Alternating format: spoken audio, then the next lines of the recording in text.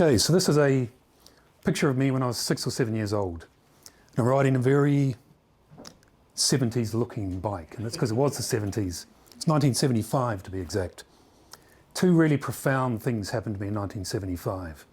The first was I won, seems inconsequential, but I won a second prize in a local competition. And I won an encyclopedia. We had very few books at our house, and that encyclopedia changed my life. I read it, I devoured it over the next 2 years. And everything I do now with the new P&L, 50 years on from that, I can draw a red thread back to the curiosity, to the knowledge, to the information that I drew out of that encyclopedia. The other profound thing that happened was something that happened in New Zealand society more generally. In 1975, a Māori land rights activist called Dame Whina Cooper, she led a 1,100-mile walk from the top of Aotearoa, New Zealand, down to Parliament Buildings, Wellington. She did this to highlight the dispossession of Māori from their land. When she led this march, she was an incredible 79 years old, and it had a profound effect on me for a few reasons. There's Māori heritage in my family, so it was a dinner time conversation. But mostly it was Dame Whina herself. Because what she showed through that whole period was a quiet dignity and integrity, and what one person with a transformational process could deliver. One person who had stuck to their principles, to their values, and who believed in the power of transformation. And even as a 6 or 7 year old, I could see what a strong role model that was. But obviously it's not Aotearoa, New Zealand in 1975, it's Manchester in 2024, so what's the link? I think ultimately what Dame Whina offered, firstly Māori, then all New Zealanders, was hope. Hope and then belief that with the right kind of leadership and the clarity of vision, that transformational change could come. And if you could add to that an empathetic and a nuanced understanding of the challenges of the insurmountable change that needed to happen in society at that time. And that's exactly the sort of leadership that we need today in business. Because we face seismic opportunities in business today, and we all know what they are. And Dan and Becky have already touched on some of those. And those seismic opportunities or challenges, businesses always face them, obviously, but right at the moment they both feel bigger, and in many instances they actually are bigger. When you think about the size, the scale, and the scope, and the multiplicity of those challenges. So we need a different sort of leadership to take on these challenges. We need to move towards transformational leadership. And in the work I do with the Institute and the culture and leadership consultancy I do, and the nearly 250 CEOs and leaders and entrepreneurs from right across the world I've spoken to on the podcast, I believe there are 4 key foundations of transformational leadership. And it's those I'm going to cover off today. Now I've abridged this down from a 30 to 40 minute keynote for this sort of 10-minute showcase. So I'm going to touch on each of those, but if anyone wants to speak to me in any more detail afterwards, just contact me, tap me on the shoulder, whatever it happens to be. So those seismic challenges we face, even as Dan mentioned a moment ago, ChatGTP. 15, 16 months ago it wasn't on the agenda, now it's writing the agenda.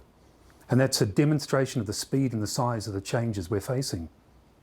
They require a different way of thinking and acting as leaders, because we've got a huge list to face. So what do those foundations look like? What are the foundations of transformational leadership to move us from that transactional approach in business to transformational? The first is self-aware leadership, because all leadership, all transformational leadership needs to start with self-awareness. With a leader who's prepared to look at themselves with a critical eye, who's prepared to work and understand the intention and the impact of their leadership on others. But of course there's a paradox in self-awareness, and that's we all think we're self-aware. So we have to embrace someone outside the organisation, someone who can work with us to cast that self-critical eye on whether we are leading or managing, guiding or directing, inspiring or ego-tripping, whether our decisions as leaders are coming from a place of courage or foolishness, whether we believe we are motivating when in fact we're just demanding, whether we can demonstrate empathy or whether that empathy is perceived as contrived, and whether we're delivering a dialogue or actually just having a monologue with our teams. And critically, when we decide that we're the left, not the right, the former rather than the latter, we need to work with someone to pull together that evidence. Because when you start to assess and curate that evidence, you realise the gap between where you want to be and the gap to where we really are. And that's where we need to start working on. But the self-aware leader, the transformational leader, cannot be the isolated leader. So they need a transformational ecosystem that can sit around them, that lifts them up, that works in a symbiotic relationship. And there are 4 key aspects, I believe, to a transformational ecosystem. Turning on that intergenerational knowledge tap and leaving it on. All of those generational silos of wisdom that exist in the business that never really meet. Contextual critical analysis, bringing those diverse voices into the conversation, but not just listening, but acting on the basis of those recommendations. A culture of curiosity, people who are passionate about the possibility, but also driven by the why and the how of that curiosity. And collective courage, people working together, respecting each other, breathing the resilience into each other and the courage for one another, working as that genuine team. The third is principled purpose at the heart of business. That's the third foundation. And I know there's a bit of skepticism around purpose, and we can talk about that. You can come and see me and I can give you my view on that afterwards. But ultimately, purpose offers the leader a foundation to root their decisions in. So when they face challenges and they face anything in business, and they need to make that courageous decision, they look back to their purpose to check where that decision has been made is in alignment with that purpose. So it sits underneath the strategy, underneath the operational, underneath the commercial. It's the essence of the business. And when there's challenges in a business, in a time of crisis like we have in the last few years, you turn back to your purpose. You anchor your ship, your business in it, while you rethink, rebuild and refocus. You know you can move back forward again because you have aligned that business, realigned it with your purpose. And the fourth for me really is the essence of what transactional versus transformational leadership is. And that is a one-dimensional legend versus a powerful legacy. So most businesses, many brand leaders believe they are creating a powerful legacy in their business. But they're actually building a one-dimensional legend. So what do I mean by that? A one-dimensional legend approach, a transactional approach, is focused solely or largely on the chronological growth story. Single store to global empire. Look what we were, look what we've done, look what we've become. A powerful legacy, however, is focused on its change it makes in the world, the impact it has on customers, staff, the problems it solves, the way it addresses itself and its community, the legacy it leaves behind for the next generation in that business. Now, a powerful legacy can also go from single store to global empire, but the nuance is where you contextualize and appreciate that achievement, what the primary ambition for that big business is, to just create a legend or to create a legacy. And we've seen the evidence of one-dimensional legendary businesses over the last few years. Hundreds of thousands, millions of people waking up through COVID and since and realising that they're just creating someone else's legend. They're a bit part in someone else's story. They've just been asked to create a legend for someone else. They're not part of a purposeful, collective, transformative legacy. They're not doing anything as part of a collective group. They're just creating someone else's legend. So they woke up and they walked out and they left.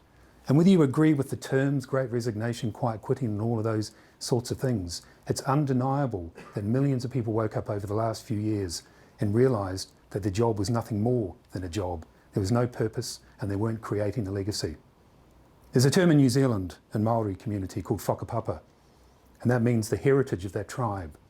And your role as the next generation, while the sun shines, as they say, is to leave that tribe in a better place than you found it. And it's the same for business, as a leader, as employees.